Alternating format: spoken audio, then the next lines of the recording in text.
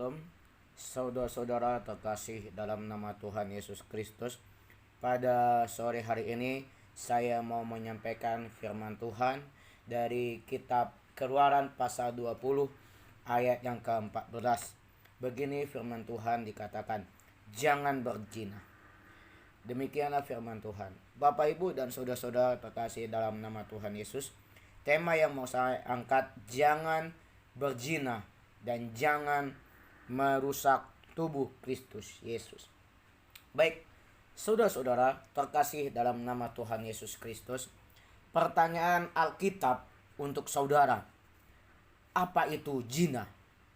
Saudara-saudara terkasih dalam nama Tuhan Yesus, kita perlu tahu di dalam Alkitab ini juga berkata, di dalam Perjanjian Lama, perbuatan kekejian ini adalah salah satu jenis perbuatan yang melanggar bidang seksual atau berlawanan dengan kesusilaan perkawinan atau dihukum dengan keras. Saudara-saudara terkasih dalam nama Yesus Kristus, kita perlu tahu bahwa Musa menulis surat hukum Allah di Keluaran pasal 20 ayat yang ke-14 agar para suami istri yang sudah menikah tidak boleh lagi melanggar akan suatu perbuatan atau perintah yang dibuat oleh Tuhan bersama Musa. Kalau saudara sudah melakukan atau melanggar akan suatu janji Allah, maka itu akan dihukum dengan keras dari Allah Bapa. Ya, saudara-saudara terkasih dalam nama Tuhan Yesus, Yesus juga membuat undang-undang. Undang-undangnya apa, saudara-saudara? Yaitu hukum kekudusan yang paling mementingkan bagi diri kita semuanya, saudara-saudara. Ini bertujuan agar kita ini dapat mengatur suatu kehidupan diri kita bersama para keluarga atau para istri saudara yang sudah menikah. Saudara-saudara dengar baik-baik. Hamba Tuhan yang mendengar ini atau hamba Tuhan yang menyampaikan firman Tuhan melalui YouTube ini, agar saudara-saudara terkasih dalam nama Tuhan Yesus, agar menjadi keluarga yang harmonis, yang tidak pernah melakukan kekejian atau hawa nafsu yang sangat-sangat dahsyat yang berasal dari iblis. Karena iblis, sesuai di dalam kitab Yohanes pasal 10 ayat yang ke-10, pencuri akan mencuri segala daripadamu, yaitu kebenaran, ketulusan, kesetiaan, dan semua yang daripadamu, tetapi aku datang untuk menyelamatkan engkau. Artinya apa? Yesus datang untuk menyelamatkan diri kita dari segala yang telah dicuri oleh si iblis. Saudara-saudara terkasih dalam nama Tuhan Yesus, kita perlu penting bahwa hukum Allah, perintah Allah yang dibuat oleh Musa di kitab Keluaran pasal 20 ini, agar kita bisa dapat membuat hidup keluarga kita itu harmonis, saudara-saudara terkasih dalam nama Tuhan Yesus Kristus. Agar para suami itu menjadi teladan bagi istri-istrinya. Dan tidak ada lagi penceraian di mana yang ada di muka bumi ini. Saudara-saudara terkasih dalam nama Tuhan Yesus, undang-undang ini mengutuk penceraian, perkosaan, pencemaran darah, pederasti, sodomi, dosa onani, prostitusi, dan praktek-praktek perjinahan tertentu di dalam agama-agama lain. Saudara-saudara terkasih dalam nama Tuhan Yesus, ini ada salah satu hawa nafsu yang paling terbesar dari Allah untuk kita. Karena kenapa, saudara-saudara terkasih dalam nama Tuhan Yesus? Ini adalah kebinasaan bagi umat Allah yang tidak taat, tidak setia kepada perintah-perintah yang dijanjikan oleh Yesus. Tetapi ingat, saudara-saudara, Yesus tidak pernah membuat Anda celaka, tetapi Yesus Maha Pengasih, Maha Pengampun, Maha Penyabar, Maha Penolong, pengertian, peduli dengan Anda.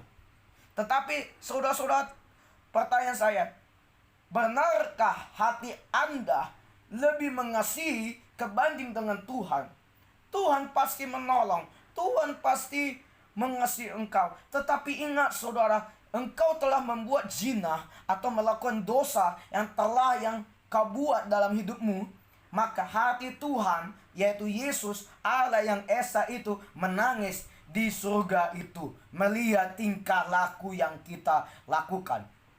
Saya sendiri, saudara-saudara, memberitahu firman Tuhan ini, saya juga mengalami dosa juga, yaitu masih melakukan onani. Tetapi saudara, saya melakukan pertobatan, saya masih melakukan pembentukan kerohanian, masih bentuk pendekatan lagi kepada Yesus, agar saya tidak menjadi suatu kutukan dalam hidup saya ini, saudara-saudara.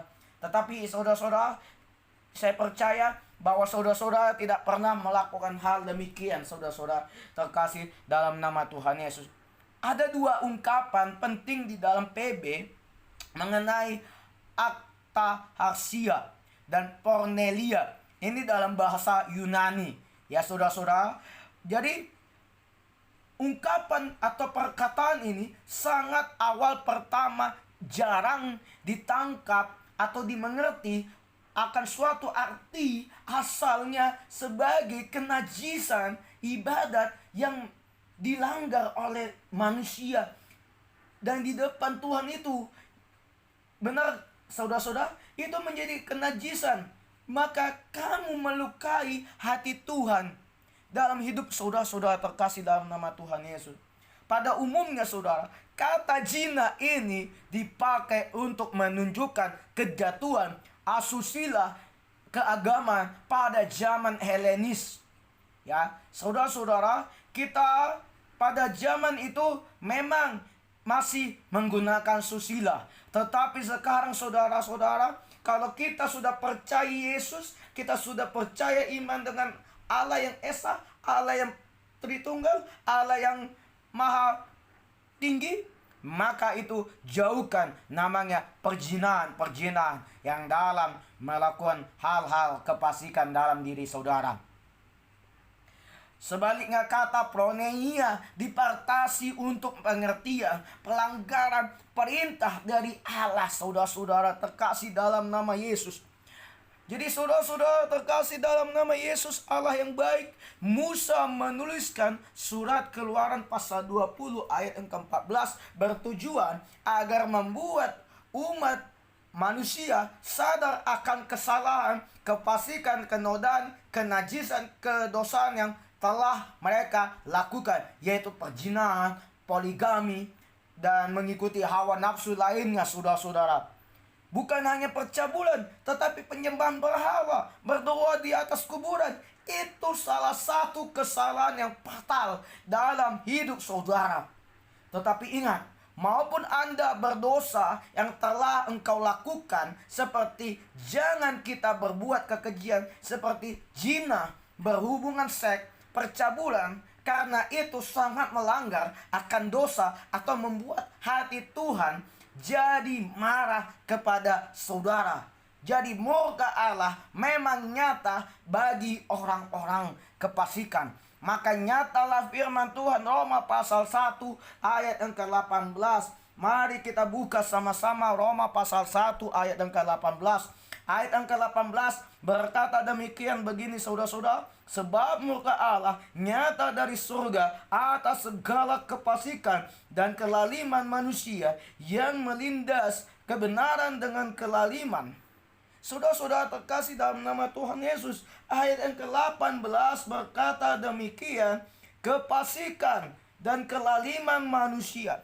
Maksudnya adalah murka Allah, kemarahan Allah bagi orang yang telah melakukan dosa, melakukan kelaliman, melakukan pelanggaran yang membuat hati Tuhan menjadi terluka. Maka itu dinyatakan oleh Allah sehingga kamu, orang-orang yang tidak dapat masuk ke dalam kerajaan surga, Anda pasti masuk neraka. Kamu tidak menerima keselamatan dari Tuhan Yesus, karena Tuhan adalah Maha Penebus, Maha Pengejuk, Maha Baik dalam segala kebutuhan.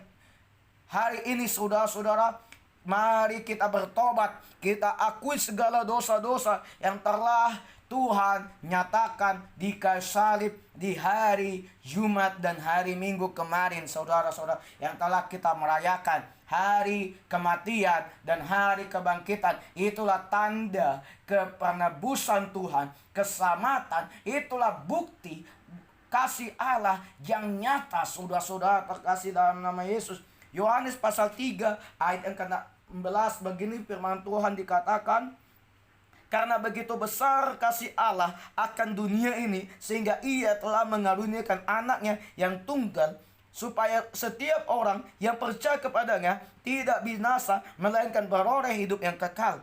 Maksud dalam ayat yang 16 ini dari kitab Yohanes pasal 3 yang mengatakan bahwa inilah bukti kasih Allah yang nyata dan dahsyat dari surga, dan Bapanya di surga yang telah mengaruniakan, mengutus anaknya yang tunggal melalui Roh Kudus.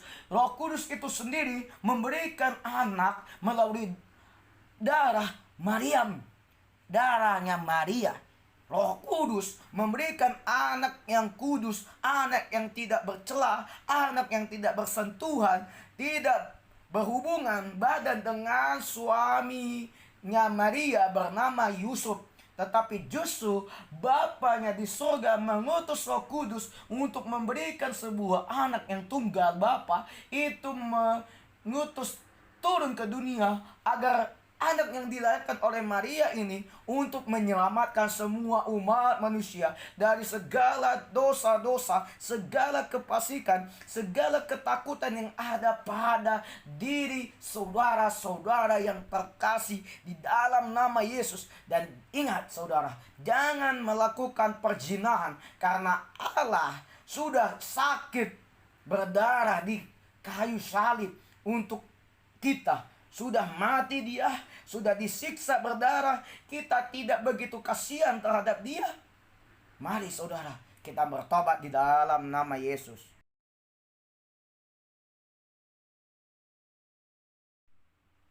Mari Bapak Ibu dan saudara-saudara terkasih dalam nama Tuhan Yesus, buka Alkitab kita. Firman Tuhan pada malam hari ini tertulis dari kitab Roma pasal 1 ayat yang ke-24. Ayat yang ke-24 berkata hal demikian.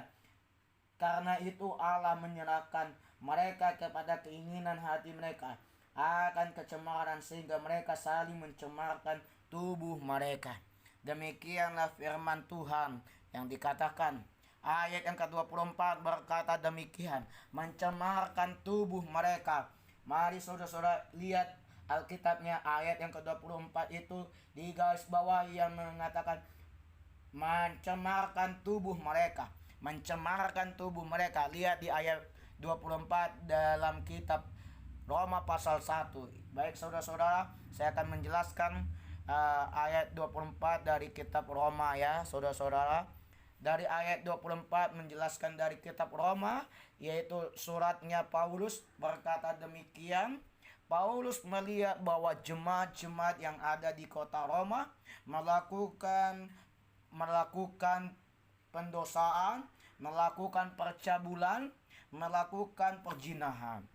Lalu di situ Rasul Paulus mengingatkan kepada mereka yang telah mengkotori tubuh mereka dengan melakukan perzinahan, seperti hubungan seks, onani, percabulan terhadap perempuan sundal, itu ditandakan oleh manusia yang kafir, manusia yang tidak taat kepada Yesus. Dia tidak, perintahnya Allah Bapa itu mereka tidak nurut, mereka tidak taat kepada perintah Allah. Itu sudah dikatakan Rasul Paulus, engkau adalah orang-orang kafir, orang-orang yang telah melakukan perzinahan, orang-orang yang telah melakukan hawa nafsu, engkau akan kulenyapkan dalam hidupmu. Maka Yesus akan mengutuk orang itu.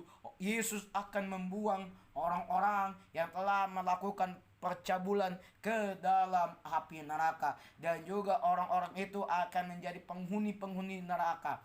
Dan tidak ada satupun tangan-tangan Allah atau tangan-tangan keselamatan Yesus tidak pernah akan diselamatkan oleh Yesus atau Tuhan atau Allah apapun itu daripadanya. Allah sekalipun Allah SWT atau Nabi Muhammad saja pun tidak dapat menyelamatkan kita sebagai umat-umat pilihan Allah SWT atau pilihan Yesus Kristus Sang Mesias.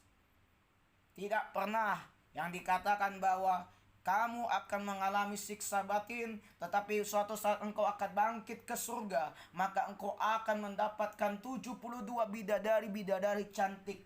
Itu adalah pengajaran pencemaran tubuh-tubuh orang-orang yang suci, menganggap dirinya suci, tapi mereka memikirkan otak-otak cabul yang mengatakan bahwa di surga nanti ada 72 bidadari yang ingin dipecahkan oleh perawan-perawan dari laki-laki. Yang maksudnya begini saudara-saudara, kita akan masuk ke surga, lalu 72 bidadari itu kita pecahkan perawan-perawan tersebut. Itu adalah ajaran-ajaran yang menyimpang, kebenaran-kebenaran, ajaran-ajaran yang tidak masuk di akal saya. Karena saya dulu pernah menjadi mantan mualaf, tetapi saya melihat bahwa itu adalah palsu, itu sangat tidak yakin terhadap saya, bahwa di situ saya pindah kepada Kristen, bahwa dalam melakukan kejahatan itu katanya halal. Maka firman Tuhan, Injil inilah yang menyelamatkan saya. Maka dari itu Rasul Paulus menasihatkan kepada kita juga agar kita jangan mengkotori tubuh-tubuh Kristus dalam hidup kita yang telah kita lakukan, yaitu perzinahan, berhubungan seks, onani, percabulan terhadap perempuan-perempuan sundal. Dan berarti kita itu adalah orang yang telah mencemarkan tubuh Kristus dalam diri kita. Sehingga tubuh Kristus itu dalam diri kita itu menjadi jorok, najis dalam diri kita sendiri. Dan juga Rasul Paulus juga menjelaskan kepada jemaat-jemaat di kota Roma yang mengatakan bahwa jika kalau mereka mengkotori tubuh-tubuh mereka dengan melakukan perzinahan seperti berhubungan seks, onani, percabulan terhadap perempuan-perempuan sundal. Tetapi ingat, kata Rasul Paulus, berarti engkau telah mencemarkan tubuh Kristus dan engkau tidak dapat masuk ke dalam kerajaan surga. Kamu tidak akan mendapatkan kehormatan dari Yesus. Dan dalam dirimu tidak ada keselamatan. Sehingga tubuh Yesus Kristus itu telah menjadi jorok dan najis dalam diri kita sebagai umat-umat pilihan Allah.